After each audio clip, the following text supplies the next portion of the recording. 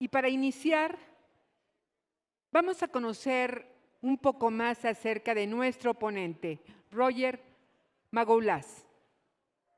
Roger Magoulas, creador del término y concepto Big Data, ha innovado en la infraestructura de análisis cuantitativo y cualitativo, manejo de información y tendencias tecnológicas. Ha creado equipos y plataformas de análisis de datos durante más de 25 años, desde Sybase a finales de los 90s. Fue director de investigación en O'Reilly Media, la editorial más importante de tecnología en Estados Unidos, y ahora como director de datos estratégicos de Astronomer.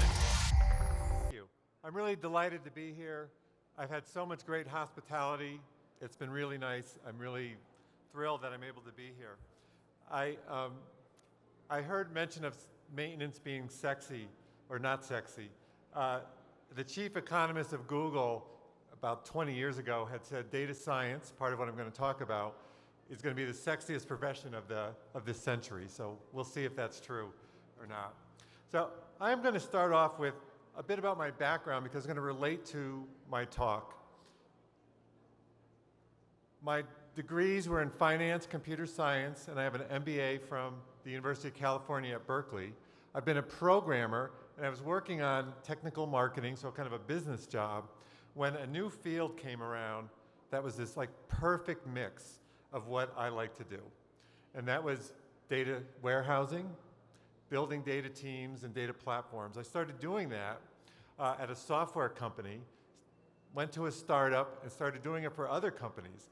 I built it for an automobile association, for the San Francisco Opera, for an online learning company. And since I know automotive is here, I built the data warehouse for QAD, who's an ERP supplier in the auto business.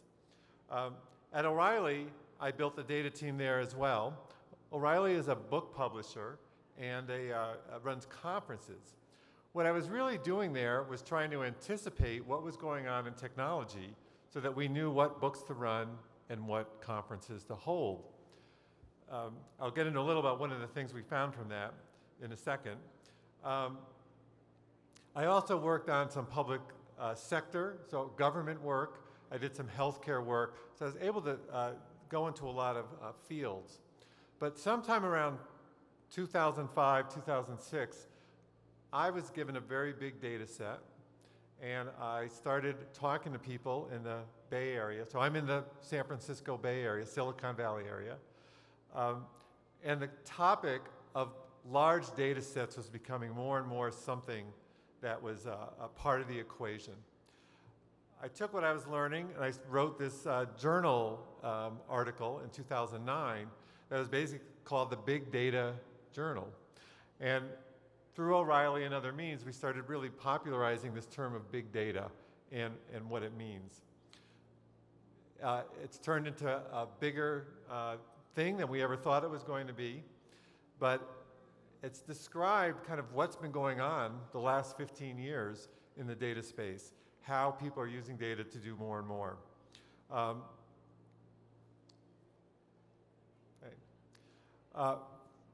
From O'Reilly, I also worked on a COVID task force. The one thing I want to bring up about that kind of colors the next part of what I'm going to talk about, is that we had a really diverse team. We had very deep data scientists, we had geoengineering folks, and we had sociologists. We had other people from the community. And together, we were able to like cobble together things that the state could do to kind of help at least manage what was going on in the pandemic. And it showed how much diversity matters. Now I'm at a startup called Astronomer. Astronomer builds an open source, which I'm going to talk about a little, data orchestration tool. This is what people use to build their data platforms, which is something I'm going to talk about. And I picked going to Astronomer because it brings so much together about what I think is important in the data space. So,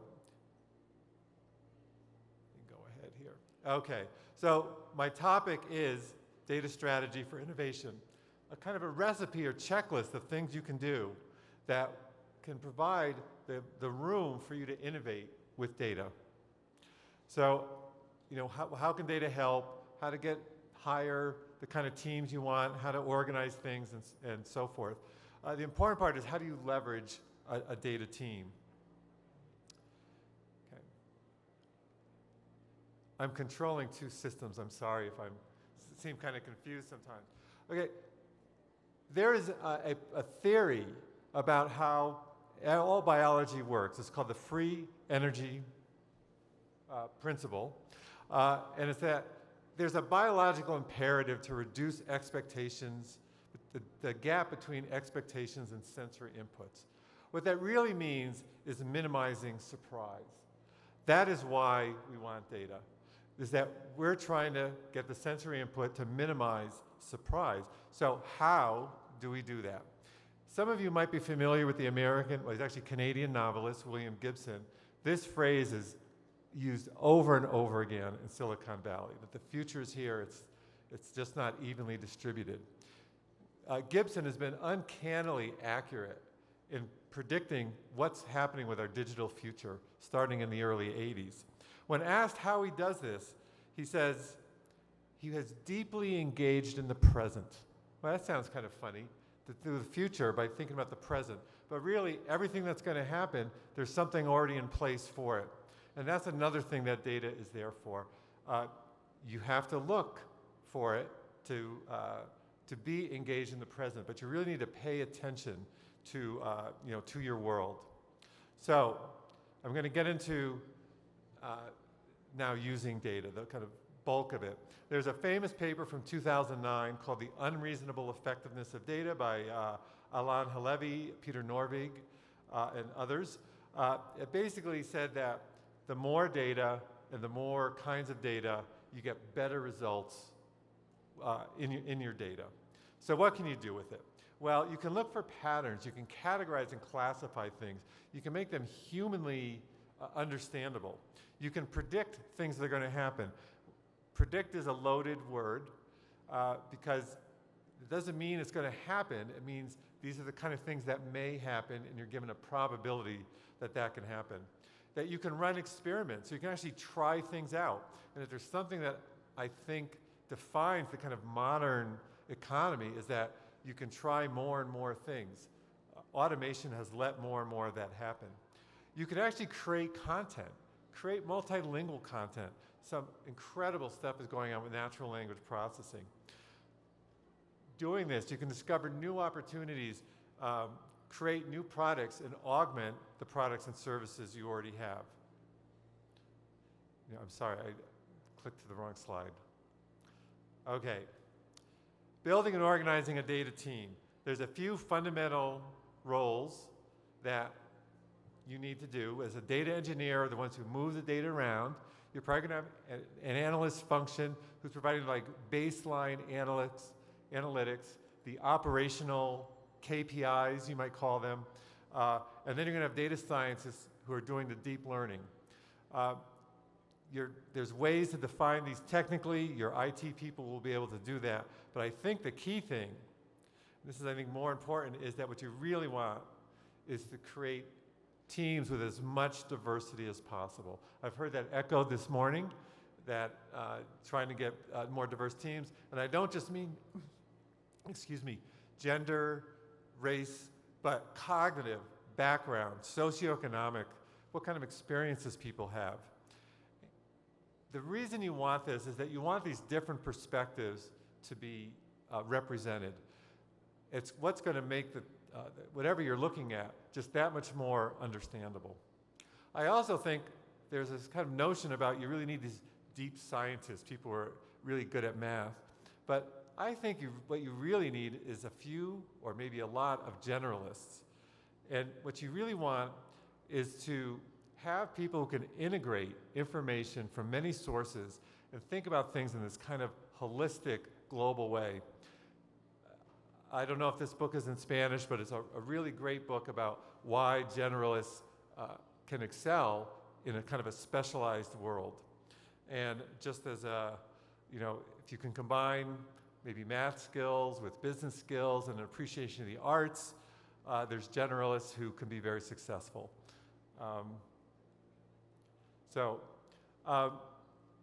what you're looking for, generally, for the generalist and for everyone, is curiosity, the sense of broad knowledge, lateral thinking. If you're not familiar with that concept, some people call it free associating. It's the ability to look for unconventional things. Think about what you're looking at from an unconventional perspective. No matter what, it's a team. You have to collaborate. The worst thing you can do is leave an analyst on their own. If they don't have someone to bounce their ideas off of, they tend to not really learn, not really expand what they're looking at. And the main math I think you really need to know is to understand probability. I'm not going to explain probability during this talk, but there's certain things you can look up about it and make some sense of it. Okay, there's another book an academic named Philip Tetlock wrote called Super Forecasting.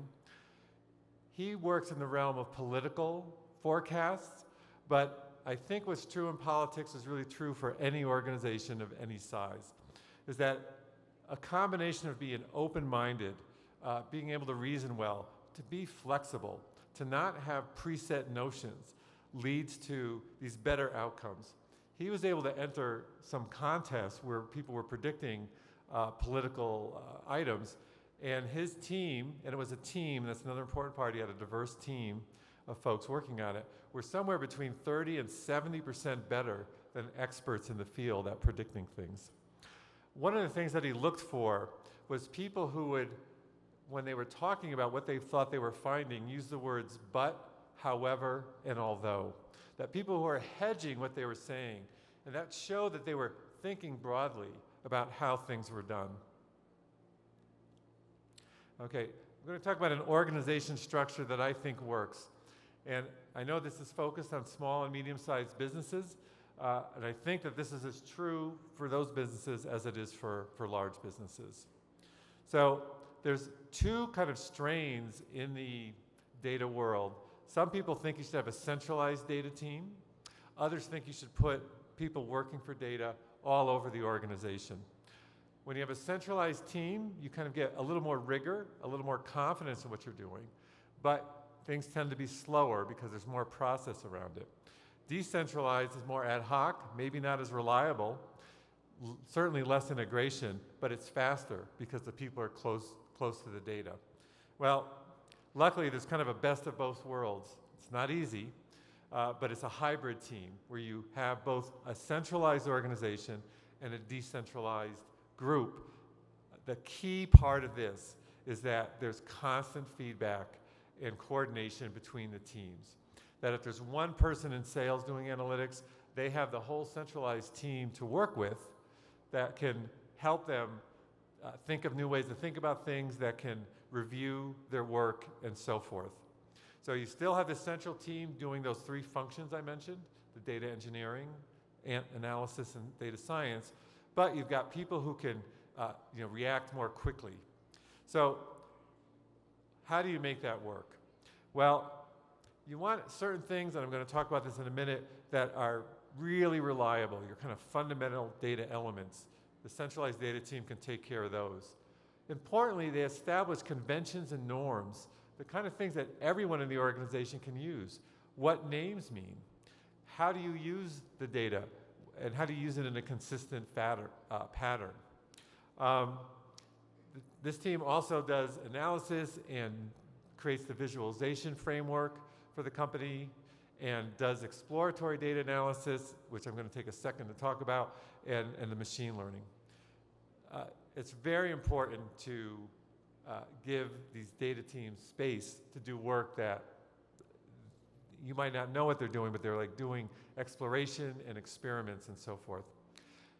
Importantly, they are the resource for the decentralized teams. The decentralized teams focus on the operations of where they work. They're close to that. They have the nice feature of the data is hosted on a single integrated platform. So they have access to everything that's available, and then they have sandboxes. The concept of a sandbox is a place they can put whatever data they want into a place and very quickly spin something up. They don't have to wait for things to be in production. And then, of course, they coordinate with the data team, but they are the field resource. They can respond quickly to what's going on. So what the hybrid structure provides is the kind of fast response you want, particularly in the operations sense, backed up by this central team that can provide the kind of rigor and discipline to get things right. You can have less chance of silos. If you talk to anyone in the data space, they often talk about data silos being one of their biggest enemies because person A comes up with something, person B comes up with something different, and it's because they use different data sources. By integrating things, you can really make a big difference. Some people call that data sprawl when your data is all over the place. You can increase the coverage of topics you're using because the people in the field are likely going to bring in other data. Now you can, when you find that valuable, you can bring that into, it's in the central place and make that usable by everyone. I think that this structure provides the best strategy for innovation, for using data, for getting the most out of your data. So I'm going to talk about infrastructure, the things you need to make this happen. This is from 2021. This is a list of all the tools that are available in the data space. Yikes. It's impossible to make sense of this. Luckily, you really don't have to. There are things you can look at that give you guidance on how things work. And I think particularly for mid-sized companies, the cloud is a great answer. A great way to think about how you focus your own resources and what you, in essence, outsource. When you get the cloud, you tend to outsource things that are like administrative around the systems, around the hardware, and so forth, to people who are really good at it. Google, Amazon, Microsoft, other players can hire the best people. What they're doing is around security and so forth that's hard to get in every location. That allows you to focus on what makes your business unique, your strategic advantage. Hiring people who are focused on that rather than the plumbing, how everything works together. When you have the cloud, you get kind of redundancies and reliability that would be hard for you to build on your own. You can be running stuff that runs here in Mexico that is actually being hosted in Europe or Asia because you want failover in case there's a failure someplace close by. The cloud also allows you to scale. I heard a lot of big plans about growth in businesses in this area. The cloud lets you grow without really changing anything. The modern distributed systems are great for being able to dynamically expand to the work you need. And nicely, they can also contract. So you spend more when you need to, you spend less when you don't. Now, it probably costs more in some ways than buying equipment, but what you're saving on is needing to have the resources and so forth that you need to keep everything going. Because I'm talking about data, I do want to bring up 3 databases. This is about as technical as I'm going to get in this talk. But there's 3 modern databases, Snowflake, Google's BigQuery, and Databricks, that have these kind of like great characteristics for building around your data platform. Fundamentally, what they do is they allow you to grow as much as you want without having to do very much work. 5-10 years ago, if you needed speed, you had to do a lot of tuning. You had to do a lot of manipulating of things, organizing your data differently. These don't force you to do that. The other thing is because they can both expand to however much storage you need or however much performance you need, you can have a single data platform to host like many different tasks that are going on, so you can stop the data sprawl I mentioned before. They're not perfect.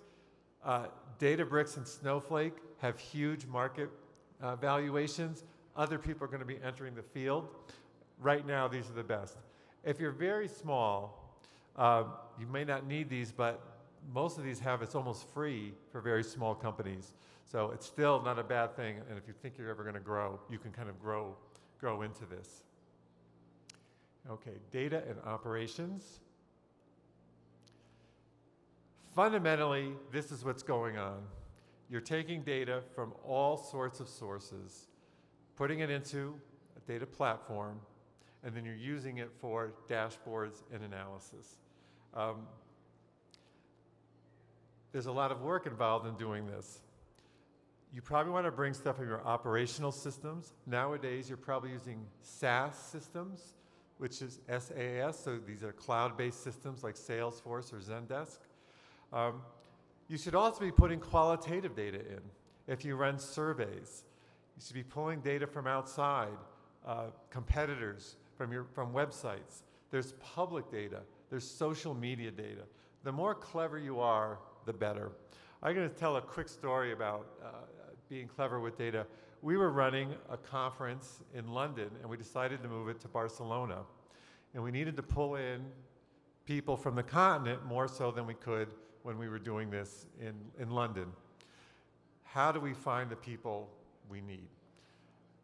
We thought about it, and what we decided to do is go to Meetup, the website that lets you schedule meetings. And if you're careful with it, you can pull how many meetings are on a topic and even how many people are attending.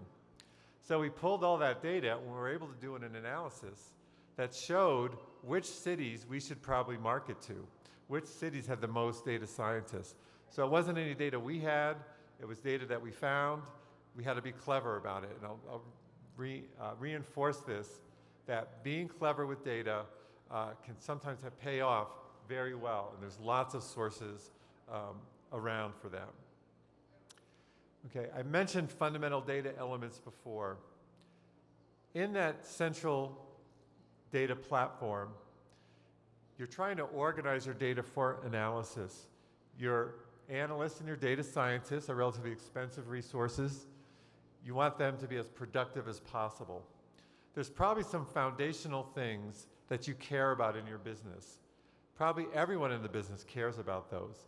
And you want to create data elements that integrate information from all your sources, are consistent, they're dependable, everyone understands what they mean, they're shareable, and they have rich descriptors in an understandable language. There's not codes or things to look up. You know what's in there. What I'm talking about here are things like customers or users or orders, the kind of things that are kind of like system-wide and that you probably care about in all sorts of circumstances. Data quality. There is no such thing as perfect data quality. It's really more aspirational than realistic. If you believe that, you've got a dialectic you're managing. The data is never perfect, but better data leads to better results, the unreasonable effectiveness of data. So how do you handle this? Well, basically, you probably want to do an ROI analysis to figure out whether the return on investment is worthwhile. Should you be going in that space? So what can you fix and how? Now, no matter what, there's automation that helps, but no matter what, people are going to be involved in your data quality. The automation can help with alerts, can give you information that helps you figure out what you might want to look at, but probably a person is going to be doing the final review, and it's best to have that person have a self-interest who wants to fix the data. So a good example is if you have demographic data about your customers, you probably want someone in sales to keep that accurate because they're the ones who are most affected by that. When you're fixing data, you need a way to get that back into the system. And this is a very important thing, is when you get it back in the system, you want to log that this happened, that this cleanup happened, so that it's there and can be repeated and so forth, and look back on it. There will always be cases where you need to go back and look at data and want to figure out why something went wrong. And a lot of times it's the things you've cleaned up that caused that.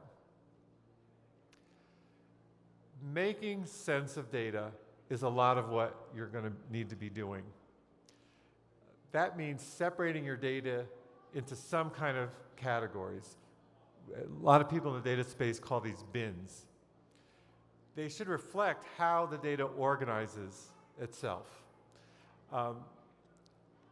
It scales at the human cognition. There's probably thousands of cities in Mexico, but it's hard for any human to keep track of thousands of cities. So I'm going to talk about the two kind of fundamental ways for you to organize your data. The first are hierarchical taxonomies. These support the kind of summary to detail analysis. For those of you who know pivot tables, support that kind of work. So in this case, you've got country, state and province, and city or metro areas. What you're able to do is drill down into a detail or drill back up to a summary level. It's really helpful because everything is mutually exclusive. Things are only assigned to one of these categories. But the world is more complicated than that. So I've put a wine here, and it's got some characteristics to it. I live in Sonoma County in Northern California. This wine in question is from Sonoma. It is a red wine. It's sparkling. It costs $30. There's 100 barrels available. Its vintage is 2019. Right? So these are all the things that kind of describe what this wine is. So you can group this with all the red wines, or all the sparkling wines, or all the medium price wines, etc. I want to note that, like the type, there's two types. This wine falls into many categories. It's really helpful for looking at things and bringing it together, but you won't have discrete groups. You won't be able to add up all the reds and all the sparklings because some of the reds are sparkling. So this is great for some things. It's not, doesn't do everything for you. I quickly mentioned qualitative data. I want to kind of reinforce that. Numbers are great. Without context, they don't really, they don't really matter too much. There's so much data out there. There's been this explosion of information, particularly in social media. There's public data sets that are available. Be clever. Look around. Look at what people in your space are looking at and see what they make sense of it. A lot of this data is just text. And luckily, there are tools that help you make sense of it. There's sentiment analysis, which lets you figure out whether people like something or don't like something. You can identify topics. You can identify how topics change over time. This is an important data source and maybe not what you're thinking about when you're thinking about data, which you might be thinking more about numbers and so forth. Okay. Analysis, really the heart of what you're trying to do with data. But I want to say that there's limits to models. George Box was a well-known, well-regarded statistician in the 20th century. Analysis builds models, and he said, they're all wrong, but some are useful. And that's really what you're going towards, is trying to figure out what's useful, how to organize things. So I'm going to have a quick experiment here. During World War II, a mathematician was asked by the Department of Defense in the US to look at airplanes. The red marks represent the bullet holes, and he was asked, how should they armor the planes so that they can come back? So he's given this data about where the bullet holes are in the planes, and he looked at this and he said, you should put the armor in these 3 locations. The people looked at it and said, what do you mean? Those are the locations with no bullet holes. And remember, I said these are the planes that came back. So his hypothesis was that the planes that didn't come back were hit in these 3 locations. So I bring this up as just a way to think about data and why you need to be careful with what you're looking at. Okay. The best way to make analysis work is to turn it into a narrative. I happened to hear an interview with Guillermo del Toro, the movie director, calling humans narrative animals. Keep that in mind. You also need patience, perspective, understand where the data is coming from. You need to be objective. Keep in mind that it's also non-deterministic. You may work on data and there might not be anything there. And that means you've got to look closer or bring in other data sources. You need to consider what you don't have to make sense of what you do have. And the exploratory data analytics is definitely fundamental. I'm going to go through a quick thing about dashboards. I think when people think about data, mostly what they think about is dashboards. But I'm going to take you back to well before dashboards. W.E.B. Du Bois was an American sociologist. He's African American working in the state of Georgia. And he led this kind of interdisciplinary team looking at the inequities of the day. And I want to show you like two charts he did. I'm just going to point out two quick things. No dashboard can do what he did here with hand drawn. The top line there circles around to show you that its magnitude is much bigger than the other things without making everything else look small. He also, and it's hard to see, but he grouped the bottom like 15 or so items and made one line to show you how they group together and how much those bottom lines represent. This is about, these charts are showing things about occupations. If you look at the thing on the right, he's comparing the African American population to the white population in Georgia. And what's really noticeable right away is the yellow. And you can see that the yellow, the African American population is on top. The yellow is much bigger than it is for the white population. So this makes something, a comparison, really stand out. There's a lot to unpack in this book called Cybernetics Revolutionary. I just want to quickly say, in the early 70s, Chile tried to run its whole economy from a dashboard and from a room. They had hand-drawn charts. It never really worked, but it was a really interesting experiment in it, and it's really worth checking this book out. It just shows some of the limitations, I think, of using dashboards, but they did have really cool chairs. Okay, this is what a dashboard generally looks like. This is probably what you see when you think about data. They're really great for operations. They're great for useful graphics. They're even good for visualizing the exploratory data analytics. They are good. They're just not the answer to everything. Okay. As much as there that things that do work are presentations like this. Spreadsheets, no matter what, can't be ignored. And notebooks, I'm not going to explain what a notebook is, but it's something your data folks will likely use. I will just quickly say here is that when you present data, you need to give people the context. What is it? When was it run? Is it reproducible? Can you explain what's going on? Can you talk about any fairness and bias in the data? All data is biased. And I don't just mean around ethical grounds. It's just biased, depending on how you collect it and so forth. You need to assume there's bias there and then address it and figure out what you're going to do about it. Diversity helps.